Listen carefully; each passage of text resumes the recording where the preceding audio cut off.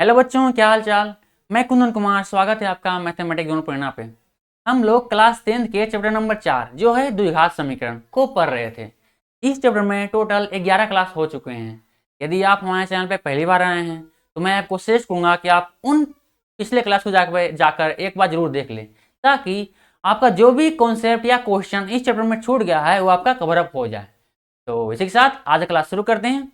हम लोग जस्ट इसके पिछले क्लास में प्रश्नावली 4.3 के क्वेश्चन नंबर शायद 7, 8, 9 को कर चुके थे।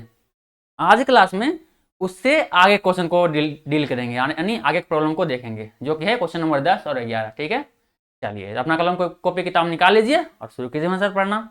ये रहा आपका बोर्ड पे क्वेश्चन नंबर 10। देखिए क्वेश्चन नंबर 10 क्या बोल रहा है हमारा। ये बोल रहा है कि मैसूर और बेंगलोर के बीच के 132 किलोमीटर यात्रा करने में एक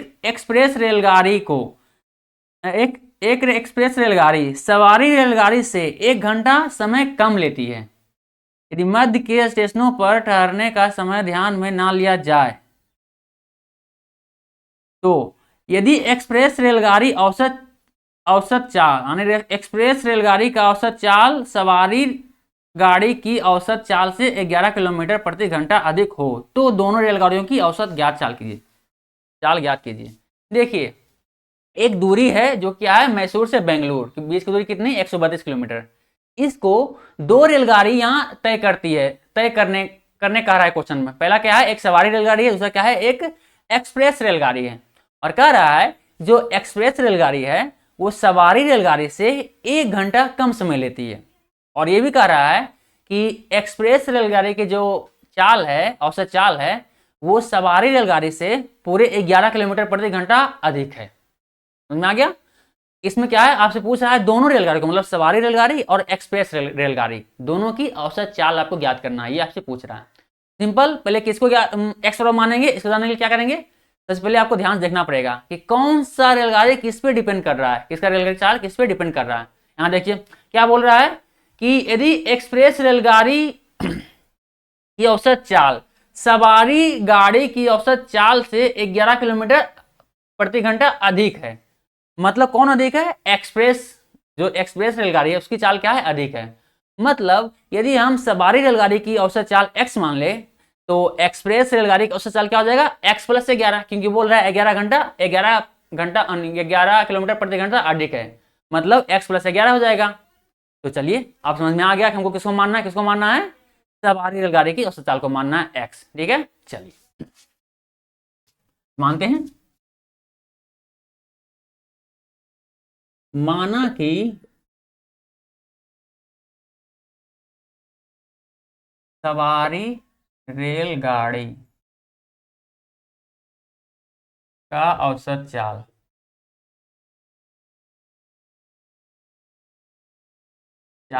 x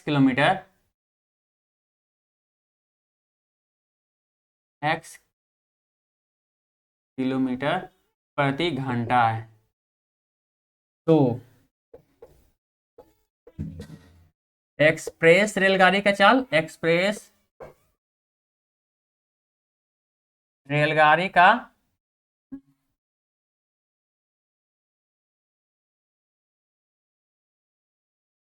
औसत चाल क्या हो जाएगा, यह माना हो जाएगा x प्लस 11, क्योंकि बोल रहा है एक्सप्रेस रेलगाड़ी का औसत चाल कितना है, सवारी रेलगाड़ी से 11 किलोमीटर प्रति घंटा अधिक है, मतलब इसका सवारी के 11 है, x है, तो एक्सप्रेस से क्या हो जाएगा, x प्लस 11 इतना किलोमीटर प्रति आवर यानी प्रति घंटा।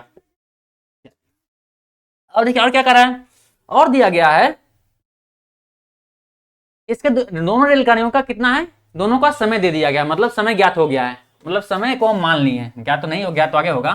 अब देखिए क्या दिया गया है, दूरी दिया गया है, तो कुल दूरी कितना है, दूरी कुल दूरी जो हमको दिया गया है मैसूर और बेंगलुरु के बीच में, यहाँ देखिए लिखा होगा मैसूर और बेंगलुरु के बीच में कितना दूरी है, 132 किलोमीटर है, 132 किलोमीटर मतलब किमी। ठीक है, शॉर्ट में लिख दिए किलोमीटर। तो देखिए तो समय क्या लगेगा, तो पहले क्या सवारी रेलगाड़ी का समय देखते हैं, सवारी रेलगाड़ी द्वारा लिया समय। फॉर्मूला क्या होता है, दूरी बराबर दूरी बटे चाल। तुम्हारा दूरी कितना है 132 किलोमीटर, और चाल कितना है सवारी गाड़ी का, देखिए सवारी गाड़ी निकाल रहे हैं, सवारी गाड़ी का चाल कितना है, x है इतना घंटा। ये क्या है हमारा, सवारी रेलगाड़ी द्वारा इस दूरी को तय करने में 132 किलोमीटर को तय करने में इतना समय लगेगा। तो आप ज्ञात कीजिए कि एक्सप्रेस को कितना समय लगेगा, तो एक्सप्रेस रेलगाड़ी द्वारा लिया गया समय या लिया समय कितना हो जाएगा, दूरी बटा चाल हो जाएगा। ये भी इसमें भी दूरी कितना फाइनली कितना है 132, दूरी तो वही रहेगा ना, सेम रहेगा 132 किलोमीटर, लेकिन चाल से क्या है थोड़ा बढ़ गया, कितना बढ़ गया x प्लस 11 इतना घंटा।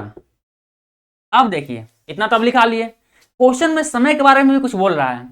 समय के बारे में क्या बोल, देखिए बोल रहा है कि एक्सप्रेस रेलगाड़ी सवारी गाड़ी से 1 घंटा समय कम लेती है।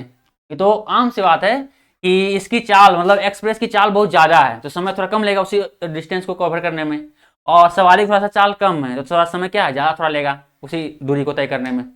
तो मतलब कौन कम समय लेता है, एक्सप्रेस रेलगाड़ी कम समय लेता है। कितना समय कम लेता है, 1 घंटा कम लेता है। बस इसी सिचुएशन को हमको क्या है समीकरण के रूप में लिखना है। चलिए लिखते हैं, देखिए प्रश्नानुसार यानी प्रश्न के अनुसार, प्रश्नानुसार क्या हो जाएगा हमारा, सवारी रेलगाड़ी के द्वारा टाइम ज्यादा लगेगा, मतलब सवारी रेलगाड़ी के घर में घटाएंगे, सवारी रेलगाड़ी के टाइम में घटाएंगे, इसको घटाएंगे एक्सप्रेस रेलगाड़ी क्योंकि ये कम समय लगेगा। एक्सप्रेस कितना है 132 x प्लस 11 है इतना, इतना बराबर कितना टाइम लगा घटने, घटे कितना है 1 घंटा कम लिया है टाइम। ये क्या है 1 घंटा कम टाइम लिया है एक्सप्रेस प्लस, एक हो जाएगा इस दोनों का अंतर। अब आगे इसको सॉल्व कीजिए, क्या हो जाएगा एलसीएम लीजिए, कितना हो जाएगा ये हमारा एलसीएम का हो जाएगा x इंटू एक्स प्लस 11, ठीक है। अब देखिए x से कितना बार गुना कीजिएगा कि x इंटू एक्स प्लस 11 हो जाए, इतना बार तो कितना हो एक्स प्लस 11 बार गुना कीजिएगा तो इतना हो जाएगा।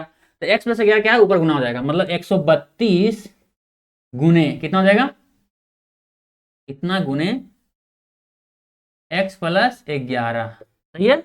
आगे देखिए आगे क्या हो जाएगा हमारा माइनस x प्लस 11 में कितना से गुना करेंगे हमको x इंटू एक्स प्लस 11 हो जाए, कितना बार x बार गुना कीजिएगा तो x बार x से गुना होगा, मतलब इसमें भी x से गुना होगा तो 132 गुने x हो जाएगा। ये जो ऊपर नीचे गिना कैसे हो रहा है ये समझ में आ रहा है ना आपको, ये भिन्न के जोड़ मात्र है। अगर भिन्न के जोड़ आपको आता होगा तो ये सब बिल्कुल परफेक्ट समझ में आएगा, तो ये भिन्न के जोड़ है बस और कुछ नहीं। चलिए बराबर 1 जो इधर था, ठीक है। अब आगे बढ़ते हैं, अगला स्टेप में हमारा क्या हो जाएगा, अगर हम क्या करते हैं इसको सोल्व करते हैं तो 132 गुने x कितना हो जाएगा 132x, 132x। अब देखिए 132 गुने 11 कितना हो जाएगा, प्लस में 132 11 से गुना करें 132 फिर से आएगा, कितना आएगा 2 5 4 1, मतलब कितना आएगा 1452। ये कितना आएगा आपका 132 और 11 को गुना करने पे। चलिए आ गया 132 गुने 11 कर लिए। अब देखिए माइनस कितना हो जाएगा 132 गुने x, मतलब 132x माइनस 132x इतना बटे, देखिए नीचे कितना आएगा x गुने x कितना हो जाएगा एक्स स्क्वायर, और देखिए x गुने 11 कितना हो जाएगा, ये हो जाएगा प्लस में आपका 11x बराबर कितना हो जाएगा 1, सही है। चलिए अब थोड़ा आगे बढ़ते हैं, देखिए यहाँ पे 132 यहाँ प्लस में है, 132 यहाँ माइनस में है, प्लस माइनस समाप्त हुआ, फाइनली कितना बचेगा आपको, सिर्फ आपको बचेगा 1452 बटे एक्स स्क्वायर प्लस 11x बराबर 1 बचेगा। अब क्या है इसको यहाँ पे क्रॉस मल्टीप्लाई कर लीजिए आप, तो एक यहाँ पे लिखा है तो एक को हम 1 बटे 1 भी लिख सकते हैं, कोई फर्क नहीं पड़ेगा, ताकि आपको समझ में आए, इसलिए क्या है क्रॉस मल्टीप्लिकेशन में दिक्कत ना हो, इसलिए क्या है 1 बटे 1 लिख दिए बटा में 1 को, ऐसा लिख सकते हैं, इसमें कोई दिक्कत नहीं, ठीक है। चलिए इसको इससे गुना कीजिए, इसको इससे गुना कीजिए, फाइनली कितना जाएगा हमारा ये बना जाएगा, देखिए एक्स स्क्वायर प्लस 11x क्या है 1 से गुना होगा, कितना होगा 1 से कोई भी संख्या गुना होता है क्या है वैल्यू उसका सेम ही रहता है, क्या होगा यहाँ पे एक्स स्क्वायर प्लस 11x, ये तो ही रह जाएगा बराबर 1 गुने 1452, मतलब 1 गुने 1452 होगा, कितना होगा 1452 इधर आएगा 1452। यहाँ तक हमारा क्लियर हो गया। अब देखिए फाइनली यहाँ पे एक स्टेप आगे कर लीजिए, एक्स स्क्वायर प्लस 11x। अब देखिए इधर देखिए 1452 इधर क्या है, प्लस में है, बराबर की इस लगेगा क्या होगा, माइनस में जाएगा, यहाँ पे जाएगा -1452 इतना बराबर 0। अब देखिए क्या ये द्विघात समीकरण प्राप्त हो गया आपको। बस द्विघात समीकरण को सॉल्व करने के तो आप तीन तीन विधियां इसमें पढ़ चुके हैं। पहला क्या है, गुणनखंड विधि, दूसरा है पूर्ण वर्ग बनाने की विधि, और तीसरा है द्विघाती सूत्र का इस्तेमाल करके। तो सिंपल आपको जो सबसे आसान लगे उस विधि से क्या है इसको सॉल्व करने की कोशिश कीजिए, तो हम तो सॉल्व करेंगे। चलिए आप खुद से पहले ट्राई कीजिए, ठीक है। चलिए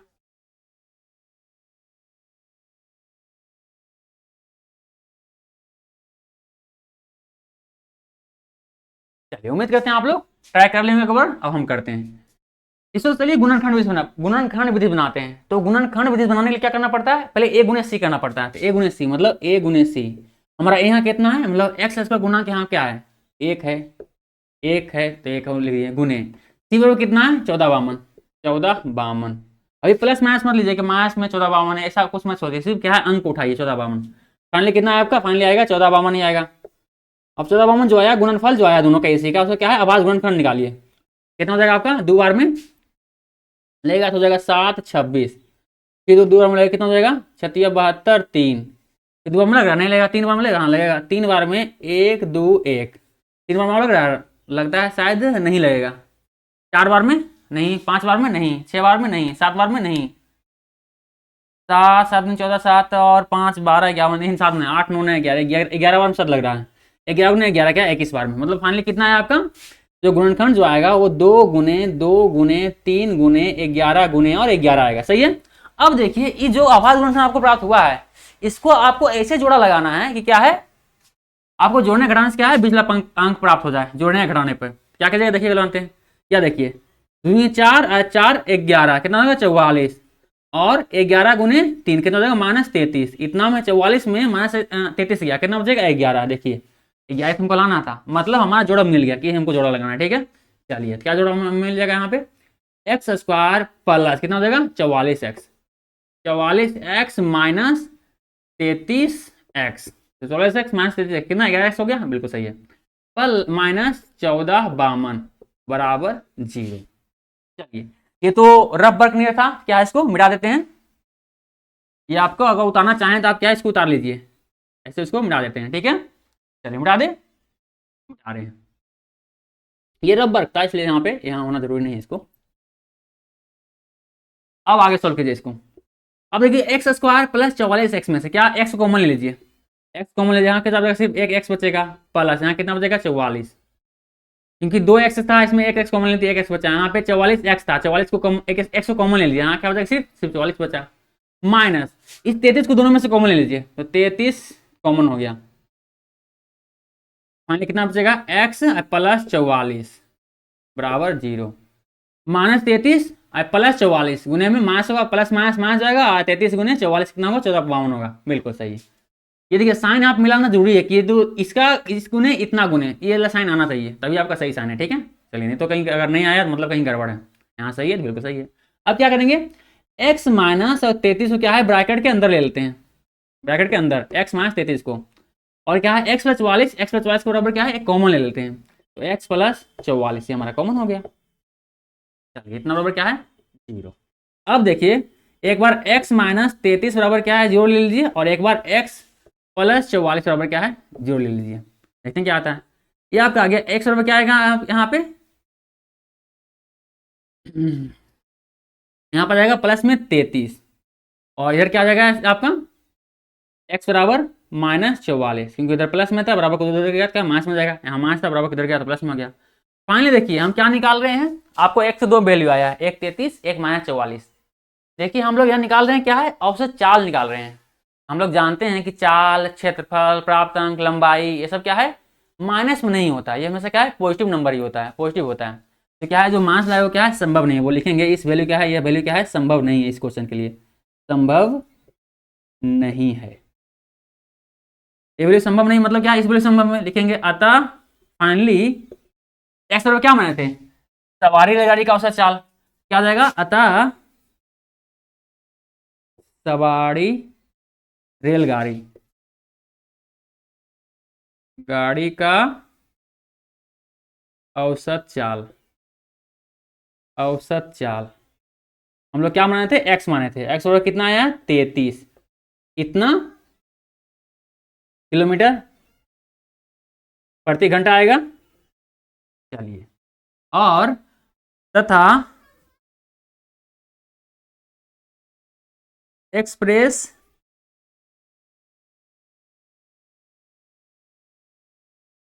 रेलगाड़ी का औसत चाल कितना हो जाएगा, औसत चाल आपका हो जाएगा x प्लस 11, मतलब 33 प्लस 11 कितना हो गया, 44, मतलब 44 किलोमीटर पर आवर, किलोमीटर प्रति घंटा, घंटा। ठीक है, चलिए ये आपका आ गया। सवारी रेलगाड़ी कितना आया है, 33 किलोमीटर प्रति घंटा, और एक्सप्रेस रेलगाड़ी की चाल कितना आया है, 44 किलोमीटर प्रति घंटा। ये आपका आंसर आ गया। उम्मीद करते हैं आपको समझ में आया होगा। चलिए हम हट जाते हैं, वीडियो रोकिए, इसको उतार लीजिए, फिर हम अगले क्वेश्चन की ओर बढ़ते हैं। लीजिए वीडियो रोकिए, इसको अच्छे से उतार लीजिए, फिर इसको मिटा करके हम अगले क्वेश्चन की ओर बढ़ते हैं। ठीक है, चलिए उतार लीजिए।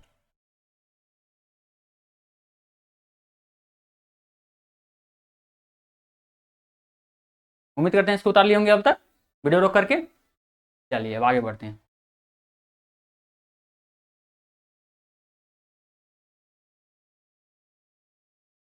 चलिए डाल दें, ठीक है। ये था हमारा क्वेश्चन नंबर 10 था। इसके अब अगले नंबर क्वेश्चन देखते हैं, क्वेश्चन नंबर 11 देखते हैं। 11 क्वेश्चन नंबर 11 क्या बोल रहा है हम सबका।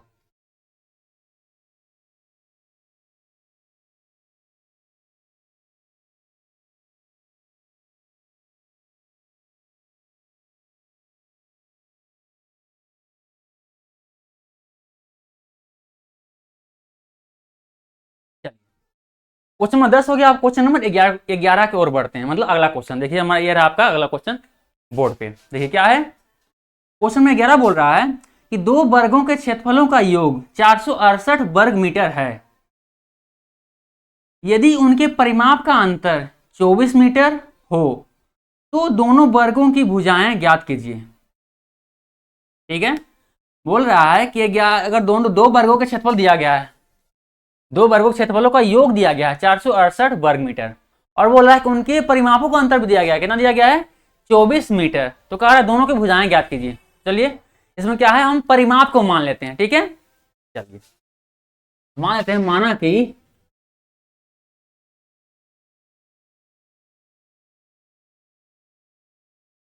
माना कि इसमें दो वर्ग है, कोई बड़ा कोई छोटा होगा, या फिर एक वर्ग है दूसरे वर्ग, ऐसा मान लेते हैं।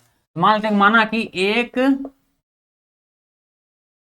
वर्ग के तो बड़ा छोटा स्क्वायर होगा, फिक्स है, क्योंकि अंतर दिया गया है, एगो बड़ा एगो छोटा स्क्वायर होगा, फिक्स है। तो क्या है, बड़ा छोटा ही मान लेते हैं। ये आपका हो जाएगा, माना कि एक वर्ग का परिमाप, परिमाप कितना है, x मीटर है, x मीटर है, तो इसकी भुजा क्या हो जाएगा, तो इसकी भुजा, भुजा कितना होगा, भुजा बराबर क्या होता है, परिमाप बटे 4। भुजा फॉर्मूला क्या होता है, परिमाप बटे 4। फाइनली कितना हो जाएगा, परिमाप कितना आपका यहाँ पे है, परिमाप है x, भुजा है 4, फॉर्मूला से आ गया इतना मीटर। यहाँ पे क्या आ गया, एक भुजे का परिमाप, एक वर्ग के भुजा, वर्ग का भुजा आ गया। ठीक है, अब लिखते हैं तथा दूसरे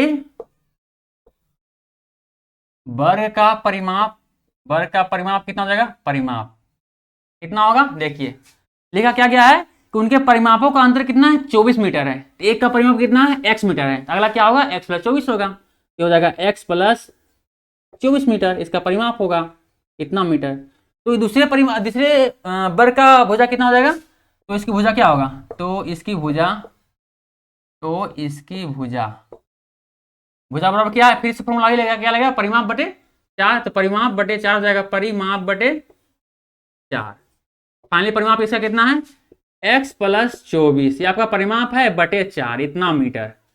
मतलब दूसरे वर्ग की भुजा कितना होगा, x प्लस 24/4 मीटर। ठीक है, अब क्वेश्चन में कह रहा है इसके वर्गों के बीच में संबंध कुछ दिया गया है, नहीं क्षेत्रफल के बीच में क्या है, इसके संबंध दिया गया है। वो क्या है, कह रहा है दो वर्गों के क्षेत्रफलों का योग दिया गया है। ठीक है, अब इसी को जो ये संबंध दिया गया है दो वर्गों के क्षेत्रफल का योग कितना है, 468 वर्ग मीटर स्क्वायर है। इसी को क्या है, प्रश्नानुसार करके इसी संबंध को हम एस्टेब्लिश करके क्या है समीकरण बनाते हैं इसी संबंध की मदद से। तो प्रश्नानुसार क्या दिया गया है, दो वर्गों के क्षेत्रफल का योग। तो सिंपल, वर्गों के क्षेत्रफल का योग कितना होता है, भुजा स्क्वायर। वर्ग का क्षेत्रफल क्या होता है, यहां लिख लीजिए, वर्ग का क्षेत्रफल, ये फॉर्मूला होता है भुजा का स्क्वायर। सही है, अब देखिए, तो पहला वर्ग का क्षेत्रफल कितना हो जाएगा, इसका भुजा कितना, भुजा इसका इतना है, तो क्या हो जाएगा x प्लस 4 का स्क्वायर, ये भुजा का स्क्वायर हो गया, इतना प्लस दूसरे वर्ग की भुजा कितना है, इतना है, तो x प्लस 24/4 इतना का स्क्वायर, दोनों का वर्ग हो गया, भुजा का स्क्वायर दोनों कर दिया, मतलब दोनों का वर्ग हो गया। अब वर्गों का योग कितना दिया गया है, 468। ये रहा आपका, देखिए यहाँ पे रहा 468 वर्ग मीटर, क्या हो जाएगा 468। अब बस ये रिलेशन आपको मिल गया, ये संबंध मिल गया है, इसी संबंध मतलब इसी रिलेशन को या इसी समीकरण को आगे सोल्व कीजिए, आपका आंसर मिल जाएगा। चलिए सोल्व करते हैं। यहां पे क्या हो जाएगा, x का स्क्वायर प्लस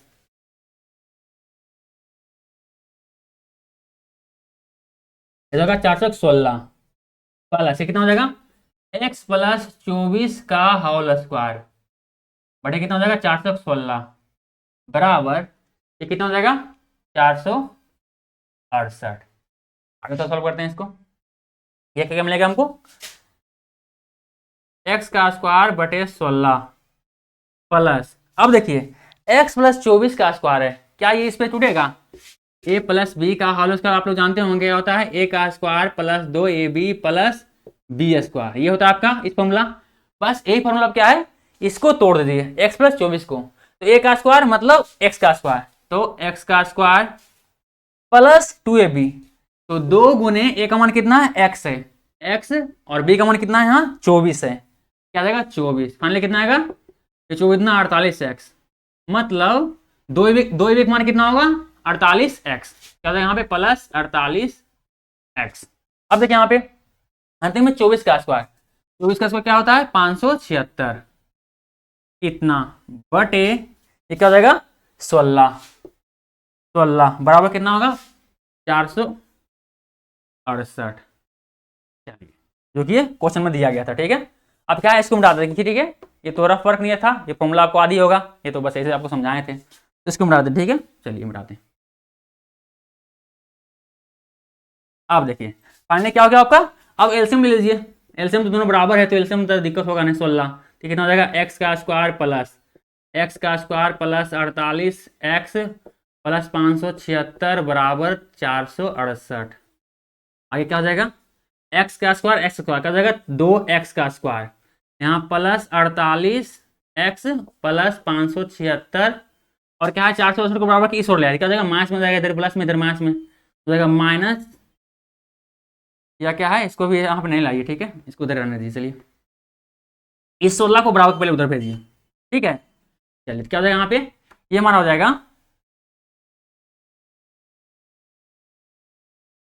16 468 उधर हो जाएगा क्या होगा गुना हो जाएगा 16। ठीक है, चलिए अभी थोड़ा सा काटिए मत, आई का स्टेप थोड़ा आगे पकड़ लीजिए। देखिए 2 को कॉमन लीजिए, यहाँ पे क्या हो जाएगा, यहाँ पे x square plus 24x plus 576 में 2 कॉमन लीजिए, कितना हो जाएगा 2 और 17 8 19 16 और 19 16 288 होगा। ठीक है, 8 16 16 17 2 4 1 5 बिल्कुल सही, इतना बराबर कितना होगा 468 गुने 16, अभी तक गुना मत कीजिए, अब क्या है अगला स्टेप में हम गुना कर लेंगे। हाँ ठीक है, चलिए अब क्या है अब गुना कर लेते हैं। अब देखिए इस दो को भी क्या है बराबर के दूसरी ओर भेज दीजिए, क्या हो जाएगा दूसरी ओर, क्या इधर कितना हो जाएगा, ये आपका हो जाएगा x का स्क्वायर प्लस 24x और प्लस 228 सही है, 88 288 है वो इतना। और देखिए इस दो जो है उसको भी क्या है बराबर, उधर भेज दे, क्या हो जाएगा, इधर गुना में दे देगा, भागा हो जाएगा, फाइनली कितना हो जाएगा 468 गुने 16 बटे 2 हो जाएगा। 2 कट गया, फाइनली कितना आ गया 8। अब एक स्टेप आगे कर दीजिए, x square plus 24x plus 288। अब कितना हो जाएगा ये 8 8 64 और 8 छक 48, 48 और से कितना होगा 54, हाथ में कितना आएगा फिर भी 5, 8 चौक 32, 32 5 37, सही है। 8 चौक 8 8 64 का 4 हाथ में 6, 8 छक 48, 48 6 54, हाथ 4 हाथ में 5, 8 चौक 32, 32 और 5 37, बिल्कुल सही है इतना। अब क्या हो जाएगा एक्स का square minus 24 sorry plus 24x minus plus 288, क्या इधर प्लस में इधर ला तो माइनस में जाएगा, माइनस 3744 बराबर 0। अब फाइनली क्या हो जाएगा आपका, अब देखिए क्या करेंगे इसमें, इसको हटाइए, कितना होगा एक्स का स्क्वायर प्लस 24x, अब 3 माइनस में होगा क्योंकि माइनस बड़ा है, 3744 में 288 घटाइए, कितना आएगा आपका 8 में से 4 गया, सॉरी 4 में से चलिए यही कटा देते हैं, 2 8 8, 14 में 8 गया 6, 13 में से 8 गया 5, एक कितना बचेगा यहाँ पे 36 2 34, यानी 34 56 आएगा, ठीक है। चलिए फाइनली कितना यहाँ पे आएगा 34 56 बराबर 0, ये हमको इतना से इतना घटाना के बाद आएगा, ठीक है। चलिए सुना देते हैं। अब देखिए फाइनली आपको क्या है, ये द्विघात समीकरण प्राप्त हो गया है। अब इस द्विघात समीकरण क्या है, आप पहले खुद से एक बार ट्राई कीजिए, नहीं बनाएगा फिर तो हम यहीं पर क्या है, पहले खुद से एक बार ट्राई कीजिए, क्योंकि यहीं तक क्वेश्चन को द्विघात समीकरण बनाने तक ही दिक्कत होता है, रिलेशन को बनाने में ही दिक्कत होता है। एक बार रिलेशन बन गया, थोड़ा सा सॉल्व हो गया, एक द्विघात समीकरण के रूप में आ गया, फिर तो आसानी हो जाता है। चलिए एक बार पहले खुद से ट्राई कर लीजिए।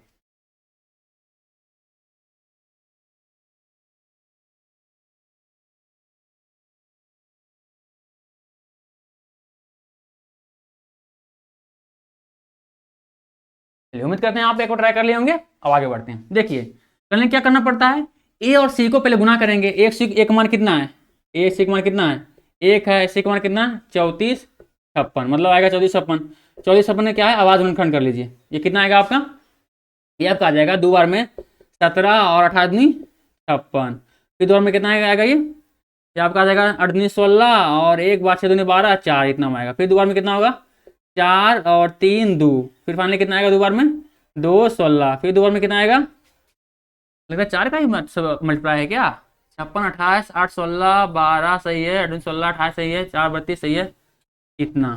अब क्या जाएगा ये 2 16 32 और 2 बार में फिर कटेगा कितना हो जाएगा 108, फिर कटेगा कितना होगा 54, फिर कटेगा कितना होगा 27, फाइनली 3 3 और फिर सॉरी 3 3 9 आएगा, फिर 3 बार में 3, यानी कितना फाइनली आया आपका आया 2 गुने 2 गुने 2 गुने 2 गुने 2, 1 2 3 4 5 6 7, 7 को 2 3 2 गुने 2 गुने 2, 1 2 3 4 5 6 7 गुने 3 गुने 3 गुने 3, इतने सारे को क्या है इसके आभास गुणनखंड मिले हैं। अब इन सारे आभास गुणनखंडों को ऐसे आपको जोड़ा लगाना है, ऐसे 2 आभास खंडों का जोड़ा बनाना है, या ऐसे 2 गुणनखंड में रूप में बनाना है, जोड़ा बनाना है कि जोड़ने या घटाने पे क्या है कि 20 यानी 24 प्राप्त हो जाए। चलिए कोशिश करते हैं, कितना हो जाएगा, इस जगह 2 दूनी 4 और 4 दूनी 8 और 8 के 24, 4 2 दूनी 8 9 16 16 48 16 48 और 3 दूनी 6 2 दूनी 4 7 8 8 के 24 3 3 9 9 छक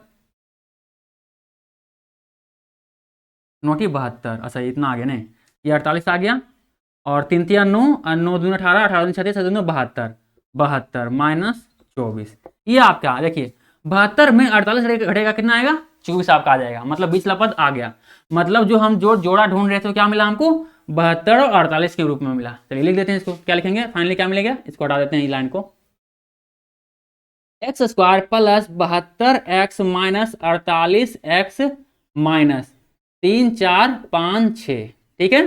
अब ये जो लिखे थे ये क्या है, इसको तो रफ वर्क नियर है, इसको क्या मिटा देते हैं, ठीक है मिटा दें इस सबको, इसको मिटा देते हैं, ठीक है।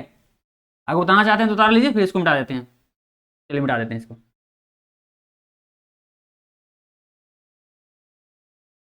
ये कितना हो जाएगा, 2 4 5 6 बराबर 0। ये हमारा 72 और 48 में टूट गया। 72 एक्स में से माइनस 48 से कितना बचेगा, प्लस में 24 एक्स। अब आगे बढ़ाते हैं। इसमें क्या है, एक्स कॉमन लीजिए, कितना हो जाएगा यहाँ पे एक्स स्क्वायर था, तो एक एक्स बचेगा यहाँ पे, प्लस एक यहाँ पे एक्स कॉमन लीजिए, कितना बचेगा, सिर्फ 72 बचेगा।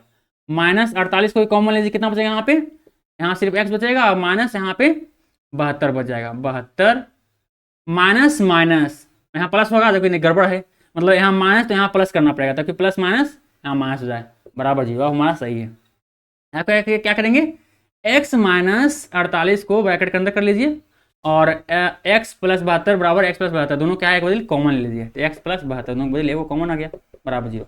अब क्या करना है, एक बार x माइनस 48 बराबर 0 कर लीजिए, और एक बराबर x बराबर x प्लस 72 बराबर एक बार 0 कर लीजिए, दोनों सोल्व कर लीजिए। कितना होगा, x बराबर इधर माइनस 48 बराबर उधर जाएगा, क्या हो जाएगा, प्लस में, तो प्लस में 48 आ गया। इधर देखिए, यहाँ देखिए x क्या है, यहाँ पे x प्लस 72, 72 क्या प्लस में, बराबर दूसरी जगह तो माइनस में, तो माइनस 72। हम निकाल क्या रहे हैं, हम निकाल रहे हैं भुजा निकाल रहे हैं। क्या निकाल रहे हैं, x बराबर क्या माने हैं, x बराबर क्या है, परिमाप एक है। x बराबर यदि परिमाप है, इसका मतलब क्या, परिमाप एक लंबाई होता है ना। परिमाप मतलब क्या होता है, किसी भी वर्ग का क्या है जो चारों ओर ऐसे घूमेगा, ये इसकी लंबाई। लंबाई क्या है, कभी भी क्या है, माइनस में नहीं होता है। इसलिए जो भी x का मान माइनस में आया वो क्या है, वो संभव नहीं होगा, वो वैलिड नहीं मान नहीं होगा। मतलब ये क्या कहेंगे, इसको कहेंगे संभव नहीं है। क्या संभव है, ये 48 प्लस लाख संभव होगा। तो चलिए यानी फाइनली हमारा x बराबर कितना आ गया, 48। अब देखिए 48 को क्या माने थे, 48 को मानने थे हम एक वर्ग का परिमाप माने थे, लेकिन हमको निकालना क्या है, भुजा निकालना है। तो बस सिंपल देख लिया, यहाँ पे परिमाप बराबर कितना आ गया, x, मतलब परिमाप एक वर्ग का, एक वर्ग का परिमाप कितना आ गया आपका, परिमाप आ गया आपका x बराबर कितना है, 48।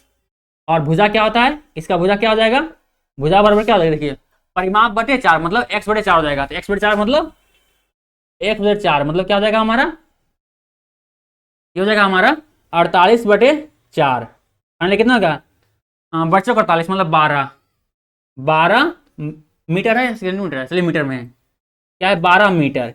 आपका पहला वर्ग का भुजा कितना होगा, 12 मीटर, सही है। ये थोड़ा सा ऐसा करते हैं, इसको इस तरह से लिख देते हैं, x बटे, यहाँ क्या है, x बटे 4 है, तो x का मान रहा है कि हम लिख देते हैं, x का मान क्या है, 48 लिख देते हैं, ताकि हमको जगह बचे। ठीक है, 48 बटे 4 कितना होगा, ये करिए कितना, फाइनली कितना है, 12 मीटर। अब 12 अच्छा दिखेगा, ऐसे उसमें क्या दिखने में दिक्कत हो रहा था। दूसरे का आप क्या हो जाएगा, दूसरे दूसरे वर्ग का भुजा, भुजा कितना हो जाएगा, देखिए भुजा क्या है, भुजा बराबर क्या है इसका, देखिए x प्लस 24 बटे 4, x का मान कितना हो जाएगा, यहाँ पे x का मान हो जाएगा 48, तो 48 प्लस 24, तो 48 प्लस 24 बटे 4, तो 48 24, 48 24 कितना हो जाएगा, जोड़ेगा कितना हो जाएगा, 48 24 कितना होगा, 72 हो जाएगा। ठीक है, फाइनली कितना यहाँ पे हो जाएगा, 72। 48 प्लस 24 क्या हो जाएगा, 72। अब 72 को 4 में कटेगा, कितना बड़े कटेगा, 18 चौक 72, 18 3 36 18 चौक 72, 18 में कटेगा। ठीक है, 18, मतलब फाइनली जो दूसरा वर्ग का भुजा है कितना है, 18 है, तो 18 मीटर। ये आपका क्या है, दूसरा वर्ग का भुजा आ गया। तो पहला वर्ग का भुजा कितना है, 12 मीटर है, और दूसरा वर्ग का भुजा क्या है, 18 मीटर है। ये आपका क्या है, आंसर हो गया। चलिए उम्मीद करते हैं आपको ये समझ में आया होगा। वीडियो रोके, इसको उतार लीजिए, हम आगे हट जाते हैं।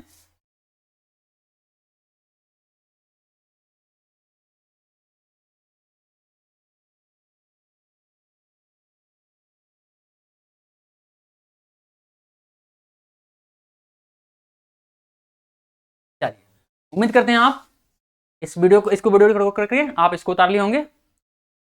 तो आज की क्लास यहीं तक रहने देते हैं, क्योंकि आज क्या है, इसमें प्रश्नावली 4.3 का क्वेश्चन नंबर समाप्त हो गया। अगले में क्या करेंगे, प्रश्नावली 4.4 को देखेंगे। ठीक है, चलिए तो यदि आप हमारे चैनल पर यदि हमारा प्रयास आपको अच्छा लगे, हम जो समझाते हैं आपको समझ में आता है, तो प्लीज़ हमारे चैनल को सब्सक्राइब तथा हमारे वीडियो को लाइक तथा शेयर जरूर करें, ताकि ऐसे ही क्लास आगे भी लेने के हमें मोटिवेशन मिलता रहे। तो मिलते हैं अगले क्लास में, तब तक के लिए धन्यवाद।